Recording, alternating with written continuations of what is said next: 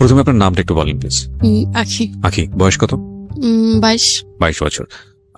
আপনার সন্তানকে কোলে নিয়ে আপনি স্টুডিওতে বসে এই মুহূর্তে গল্পটা বলছেন। ওর বয়স কত? ওর বয়স 1 বছর 5 মাস। কি নাম ওর? আয়াস রহমান। আয়াস রহমান। ওকে। তো জন্ম জেলা কোথায় আপনার? মানে সাভারে আপনি জন্মগ্রহণ করেছেন। বর্তমানে থাকছেন কোথায়? উত্তরাতে। ঠিক আছে, শুরু করুন প্লিজ, যেখান থেকে বলতে ইচ্ছে করে। পুরো 22 বছরের গল্পটাই শুনতে চাই। আমার 2013 ঘটনা। আমি তখন স্কুল 4-এ পড়ি। ক্লাস 4-এ পড়ে? জি, ক্লাস 4-এ পড়ি। বাবা কি করতে আপনার? বাবা কিছু করতো না, দোকান ভাড়া পেতো, ওখান থেকেই সংসার চলতো। আচ্ছা। কয় ভাই বোন আপনারা? আমরা 3 ভাই 3 বোন। 3 ভাই 3 বোন। ওকে। আমার বাবা 2টা বিয়ে করছে। আমরা ছোট সংসারে। ওকে, বল। আর ভাইগুলো সব বড় সংসার। ওকে। খুব চঞ্চল ছিলাম আমি, এর জন্য আমার লেখাপড়াটা হয়নি। এখন লেখাপড়া হয়নি, পরে বাসায় ছিলাম প্রায় অনেক দিনই। আচ্ছা। পরে একটা বিয়ের কথা আসলো। ক্লাস 4-এ থাকতেই? হ্যাঁ, ক্লাস 4 থাকতে। তখন তো বাদ দিয়ে দিয়েছি পড়াশোনা। আচ্ছা। বিয়ের কথা আসলো, ছেলে একটু প্রতিবন্ধী, পায়ের সমস্যা আছে। পরে বাবা মেনে নিল, বিয়ের ডেটও ঠিক হয়েছে, কোরবানি ঈদের পরে, মানে একটু লং টাইম ডেটে দিয়ে ফেলছে। পরে দেওয়ার পরে আরেক জায়গা থেকে বিয়ের কথা আসলো, বাবা আরেকজনকে আরেক জায়গায় একটা মেয়ে দেখাতে নিয়ে যাবে। পরে বাবা চিন্তা করলো ওই জায়গায় মেয়ে না দেখে আমার মেয়েটা আসছে। ছেলে আবার সিঙ্গাপুরে থাকে, ভালো, তার ফ্যামিলি একটু ছোট ধরনের, সে একটু সিঙ্গাপুরে থাকে, ভালো টাকা ইনকাম করে। এখন তার সাথে আমার কথা বলা দিল। কথা বলো না আগে যে লোকের সাথে আমার বিয়ের কথা ছিল, আমার বাবা একটু চালাকি করে আমার ভাবিতে ধারায় ওনাকে বাদ দিয়ে দিয়েছে। আমার এঙ্গেজমেন্টের কথাও ছিল। আচ্ছা। তাকে বাদ দিয়ে দিয়েছে। তারপর যাই হোক উনি চলে গেছে। খুবই কান্নাকাটি করছে, আমাকে বিয়ে করবি, এই প্রতিবন্ধী ছেলেটা। হ্যাঁ, আমাকে বিয়ে করবি। তাদের অবস্থা অনেক ভালো ছিল। আচ্ছা। এখন বাবার তো রাগ, সে ওই ছেলেকে দিয়ে বিয়ে দিবে। প্রতিবন্ধী ছেলেকে দিয়ে না, সিঙ্গাপুরে যে ছেলেটা থাকে সেই ছেলেটা। আচ্ছা। ওই ছেলেটা দিয়ে বিয়ে দিবে। এখন ছেলেটা সবকিছু ঠিকঠাক করলো। আমার মা আবার বাবার সাথে রাগ করে চলে গেছে। মা কথা বলতো, ঠিক হয়েছে, ভালো ফ্যামিলি যদি হয়ে থাকে তাহলে বিয়ে দেখ, কোনো সমস্যা নাই। বিয়ে হলো, হওয়ার পরে আমার বিয়ের 18 দিনের মাথায় উনি সিঙ্গাপুরে চলে যায়। আচ্ছা। এই 18 দিনে ভালো মতো ওনার সাথে আমার মেলামেশা হয় নাই। চলে যাওয়ার পরে আমি তখন আসলে অনেক কিছুই বুঝতাম না। আপনার বয়স কত তখন যখন আপনার বিয়ে হয়েছে? তখন 13 থেকে 14 বছর বয়স। হ্যাঁ, এরকমই হবে। ওকে। চলে গেছে উনি চলে যাওয়ার পরে ভালোই, ওনার ফ্যামিলির সাথে আমার ভালোই। আসলে প্রথম একটা মেয়ে অন্যের ঘরে গেলে অনেক কিছুই মেন্টেল করে চলতে হয়। আসলে তখন আমি এত কিছু বুঝতাম না, তখন একটু মজার ভিতরে ছিলাম, একটু আনন্দের ভিতরে ছিলাম। কথাবার্তা চলতেছে, ছেলে তো সিঙ্গাপুরের, ভালোই হবে, একটু বাবার বাড়িতে আসা যাওয়া। পরে উনি আবার আসলো, ওনার সাথে আমার ফোনে কথাই হতো। আচ্ছা। ভিডিও কলে কথাই হতো। পরে উনি আবার আসছে, আবার গেছে, এরকম 2বার করে উনি 2 থেকে 3 মাসের টাইম নিয়ে আসতো। আচ্ছা। ফার্স্ট হাজবেন্ডের সঙ্গে বয়সের ডিফারেন্স কত ছিল আপনার? ওনার বয়স 30। আপনার তখন 14। মানে আপনার ডাবলেরও বেশি। হ্যাঁ। ওকে। উনি একটু কালো ছিল। ওকে। আমি তো তখন ছোট ছিলাম, তো আমি ভালোই সুন্দর ছিলাম। আসলে আমি বললাম না, আমি এত কিছু বুঝতামও না, কি করলে কি হবে, কি বললে কি হবে, না খুব স্বাভাবিক, এত কিছু বুঝতাম না। আর আমাদের ফ্যামিলিতে এরকম একটা জিনিস, আমাকে অনেক কিছুই বুঝতাম না। আমার ফ্যামিলির থেকে আমাকে অনেক কিছু বলে নাই, ভয় পেলে কি হবে, কেউ একটা কথা বলে কি উত্তর দিতে হবে, এগুলো আমাকে কখনো শেখায় না। জ্ঞানের প্রয়োজন সেগুলো কখনোই না। মা কখনো বলে নাই এই ওদিকে যাবা না তুমি। নিজের এনজয় মতো সবকিছুই করতাম, এদিকে যেতাম ওদিকে যেতাম, সবকিছু করতাম। উনি আসলো, আসার পরে ভালোই সংসার পরে উনি আবার চলে গেছে। চলে যাওয়ার পরে একটা মেয়ে আসছে সিঙ্গাপুর থেকে। মেয়েটা ভালোই বয়স হবে, কত হবে 18, 19, 20 বয়স হবে। উনি আসার পরে আমাদের বাসায় আমার নাম জিজ্ঞেস করতেছে, আমি কে আসে বিষয়ে। পরে আমার শাশুড়ি বললো ও তো সোহেলের ওয়াইফ। পরে বলতেছে ও সোহেলের ওয়াইফ, এ নিয়ে একটু মানে ওনার দিয়ে দেখলাম উনি একটু মন খারাপ করছে। পরে জিজ্ঞেস করলাম কে আপনি? মা বলতেছে আমাদের বাসায় ছিল মেয়েটা, আগে ছিল, আমরা অনেক যত্ন করছি, মেয়েটার কেউ ছিল না, আমাদের বাসায় ছিল, আমাকে ফুপি বলে ডাকে। ফুপি বলে ডাকে। আমি সোহেলকে ফোন দিছি, আমাদের বাসায় একটা মেয়ে আসছে, মেয়েটা কে? বলে মেয়েটা তো এরকম এরকম আমার সাথে ছিল, আমার সাথে ভালো সম্পর্ক, এই সেই। আমার মন মেজাজ খারাপ হয়ে গেছে, মেয়েটা আমার বাসায় কেন আসছে? তুমি বিবাহিত, এটা জেনেও কেন আসছে? না আসতে পারতো। ওর মেয়েটাকে ফোন দিলাম, আপনি আমার সাথে দেখা করেন, কোথায় আসবেন, ক্যাশ। আর এর ভিতরে ও আমাকে অনেক কথাই বলে ফেলছে, ওর পার্সোনাল যে কথাগুলো আমাকে বলে ফেলছে। মেয়েটার সাথে মেয়েটা দেখা করবে না, কিছু ও মানা করে দিছে, দেখা করো না, দেখা করলে ওইটা অনেক দুষ্টু, অনেক রাগারাগি করতে পারে। আসলে খুব রাগ ছিল তখন আমার। পরে মেয়েটা দেশের বাড়ি চলে যায়, আসার পর ওনার বাসায় আমার দেখা করার কথা ছিল। বাসায় না, আমি একটু রেস্টুরেন্টে দেখা করার চেষ্টা করেছিলাম, হয়নি। পরে যাই হোক, ওনার বাসায় আমার দেখা করেছি। করার পরে কথা বললো, আপনি কেন আমার বাসায় গেলেন, কি উদ্দেশ্যে? বলে দেখলাম আমার থেকে সোহেলের ওয়াইফ সুন্দর কিনা, আসলে অনেক সুন্দর। আমি বলি সুন্দরে অসুন্দর কোনো প্রশ্ন ওঠে না। পরে আবার বলতে, তোমার হাজবেন্ডের সাথে তো আমি ছিলাম বলতে আপনি কথাগুলো কিভাবে বলতেছেন? আপনার সাথে আমি ভালো মতো দেখা করতে আসছি, আপনি কেন এই কথাগুলো আমাকে বলতেছেন? বলে হ্যাঁ, সিঙ্গাপুরেও তো আমি তোমার হাজবেন্ডের সাথে থাকেন। পরে খুবই ঝগড়া হয় ওনার সাথে। ঝগড়া হওয়ার পর আমার হাতে অনেক টাকা ছিল। বাবার বাড়ি যখনই যেতাম বাবা টাকা দিত। হাজবেন্ডের কাছে কখনোই টাকা পেতাম না বলতে, সে তো বাহিরে থাকতো, আর বাহিরে থেকে কখনোই টাকা পাঠাতো না। একবার পাঠিয়েছে উনি টাকা, 5,000 না কত জানি। বাবা এই সবকিছু আমাকে দেখাশোনা করতো, টাকা দিত, কাপড় চোপড় কিনে দিত। পরে ওই টাকা দিয়ে আমি অনেকগুলো ঘুমের ট্যাবলেট খেয়ে ফেলি। কয় পাতা হবে, 5-6 পাতা হবে।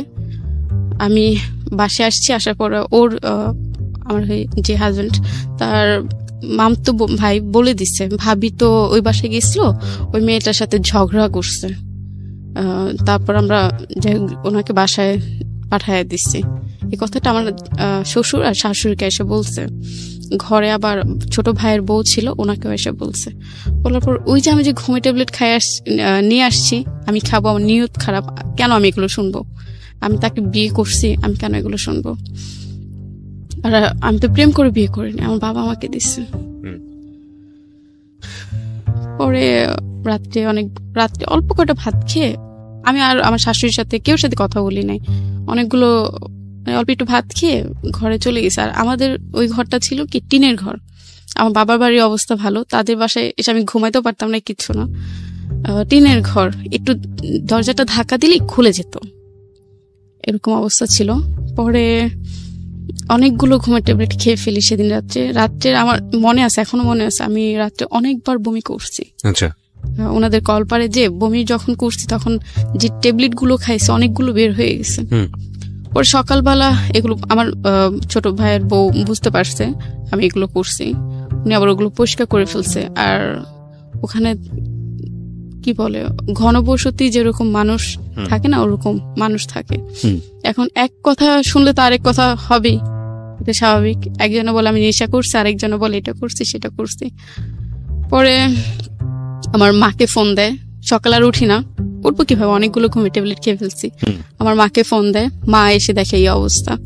মা আবার আমার বড় মাও এসে দুজনে এসে আমাকে নিয়ে যাওয়ার পরে হাসপাতালে নিয়ে যায়। আমার বাবা তখন শেরপুর ছিল, নানু বাড়িতে। পরে নিয়ে যায় হাসপাতালে, ভর্তি ছিলাম প্রায় 2 দিন। ওখান থেকে নিয়ে এসে আমাকে নানু বাড়িতে নিয়ে যায় শেরপুর বাবা। এখন উনি আমার এই কথাগুলো শুনে উনি সিঙ্গাপুর থেকে চলে আসছে, এসে ডাইরেক্ট ওনার মার কাছেও মনে হয় যায় নাই, গেছে কিনা আমি জানি না। উনি ডাইরেক্ট এয়ারপোর্টে নিয়ে মনে হয় বাসে উঠে শেরপুর চলে গেছে আমার কাছে, আমাকে দেখবে।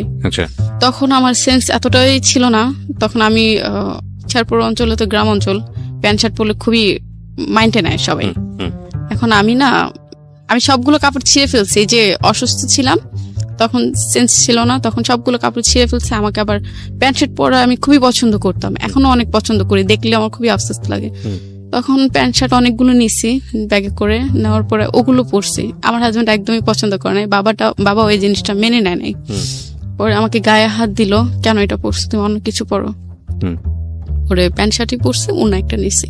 পরে উনি আসার পরে অনেক কথাবার্তা বলে উনি আমাকে নিয়ে গেছে। নিয়ে যাওয়ার পরে পরবর্তীতে শুনতে পারে উনি আবার একটা বিয়ে করছে আমার আগে।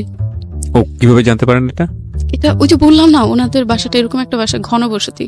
আচ্ছা, একজন একটা কথা বললে আরেকজনের মানে কান চলে যায়। যেমন আমি ঘুমে ট্যাবলেট খাইছি আর ওনারা বলতেছে আমি নেশা করছি, ইয়াবা খাইছি, এটা খাইছি, সেটা খাইছি, এর জন্য এই অবস্থা।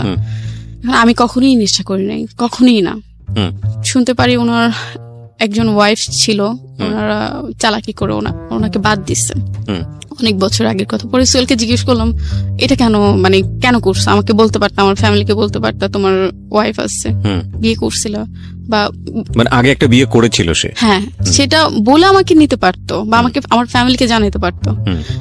পরে আমার ফ্যামিলিকে এসে বললাম বাবা এই ঘটনা, আপনারা কিভাবে দিলেন, এটা কিভাবে সম্ভব? বাবা আর কিছু বলেন। আর বাবা খুবই রাগী ছিল আমাদের বাসায়, বাবাকে অনেক ভয় পেত সবাই। পরে ওনার সাথে ওই যে মেয়েটারে যে আমি গায়ে হাত দিছি, এই মেয়েটার যে সোহেলকে উল্টাপাল্টা কথা বলছে, বলে এরপরের থেকে সোহেল আমার সাথে আর যোগাযোগ করে না, কথা বলে না। আমি একটু চকলেট, একটু আইসক্রিম খেতে খুবই পছন্দ করতাম, হিসাব ছাড়া।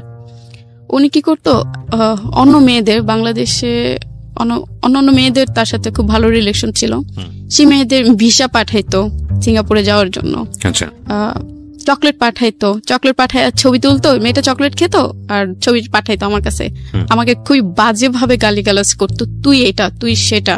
মানে ওই মেয়েটার সাথে ঝামেলা করার পর থেকে আমার লাইফে শুরু হলো তুই এটা, তুই সেটা। বিশ্বাস করবেন না, আমার আগের মোবাইলটা যদি থাকতো, যদি মেসেজ গুলো দেখতেন, আপনি নিজেই কান্না করতেন।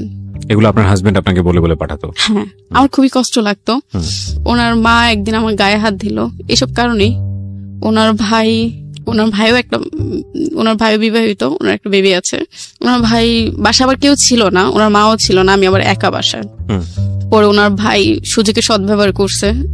রাত্রে ফজরের একটু আগে সে আমার রুমে এসে, বললাম না দরজা ধাক্কা দিলেই দরজা খুলে যায়, উনি বাসার রুমের ভিতর ঢুকে। তখন আমার আসলে বলার কিছু ছিল না, আমি কেউ কিছু বলতেও পারি না, কিচ্ছু না। সকালবেলা মাকে ফোন দিয়ে বলি, মা ওর ভাই তো আমার সাথে এই ঘটনা। মা বলতেছে কেউ কিছু বললো না, বললে ঝামেলা হবে। বিশ্বাস করবেন না, আমার মাথা পায়ের থেকে মনে হয় মাটি ছিল না। ওনার ওয়াইফ দেশে বাড়িতে যায়। কার ওয়াইফ? ওর আমার হাজবেন্ডের ছোট ভাই, আপনার দেবরের ওয়াইফ ইয়েতে যায়, গ্রামের বাড়িতে যায়। এখন আমার শাশুড়িও বাসায় ছিল না, উনি ভোর সকাল আগে চলে গেছে। উনি আবার জব করে, সরকারি জব করে। উনি আবার ভোর সকাল আগে চলে গেছে। যাওয়ার পরে আমি আবার মানে টয়লেট থেকে এসে দরজা ভালো মতো আটকে নেই, কিছু না, ভাবছি সকাল হয়ে যাবে, সবাই উঠবে। আপনার হাজবেন্ড কি তখন দেশের বাইরে? হ্যাঁ, দেশের বাইরে ছিল। তখন যে কৌশল আমার রুমে ঢুকে সে আমাকে বলতেছে, ভাবি চার্জারটা দেন। ওরা আমি অনেক বিশ্বাস করতাম, একসাথে ওর ওয়াইফের সামনে একসাথে সাইডে শুয়ে টিভি দেখতাম। আমার পুরো মানে আমার শাশুড়ি, আমার শ্বশুরের সামনে ইয়ে করতাম, শুয়ে টিভি দেখতাম। ওর মেয়ে ছিল, মেয়েটা বুকে নিয়ে টিভি দেখতাম। এখন সে বলতেছে, ভাবি চার্জারটা দেন। আমি কই আমি শুয়ে আছি, দরজাটা ধাক্কা দিয়ে তুমি চার্জারটা নিয়ে যাও। পরে চার্জার নেয় নাই, সে রুমে ঢুকেই আমাকে মুখ চাপ দিয়ে বাজে একটা। আমি ইন ডিটেইল নিতে চাচ্ছি না, সামহাউ যে ঘটনাটা ঘটেছে। তারপর সে বিশ্বাস করবেন না, মানে আমি কখনোই ভাবি নাই ও আমার ছোট ভাইয়ের ভাই, ওরা আমার নিজের ভাইয়ের মতো দেখতাম। কিছু একসাথে ঘুমাতাম, একসাথে কথা বলতাম। আপনি কি করলেন এরকম একটা ঘটনা ঘটে যাওয়ার পরে? তখন মাকে বললাম, মা এই ঘটনা, সে তো আমার সাথে এটা করছে। মা বলতেছে কেউ বলা দরকার নাই, বললে তোমার সংসার টিকবে না। পরে ঘুমিয়েছিলাম অনেকক্ষণ, খুবই কষ্ট পাইছি। আবার সেদিন আবার আমার হাজবেন্ডের জন্য গরু মাংস পাঠানোর কথা ছিল বাইরে। কোন দেশে থাকতো? সিঙ্গাপুরে কথা ছিল, ওনার জন্য গরু মাংস রান্না করো। তখন আমার শাশুড়ি বলতেছে, কি হয়েছে, এরকম শুয়ে থাকলে হবে, যাও বাজার থেকে গরু মাংস কিনে নিয়ে আসো, অল্প আছে আরো নিয়ে আসো। আপনি শাশুড়িকে বলেছিলেন এই ঘটনাটা? আমার মা বলেছিল। আপনার মা বলেছিল, রেসপন্স কি ছিল? কোনোটাই না, বলতেছে আমার ছেলে আসুক, আমার ছেলেকে জিজ্ঞেস করবো। ছেলে তো ছিল না রাত্রে বাসায়, সে তো কোথায় যেন চলে গেছে, এটা আমার শাশুড়ি বলতেছে।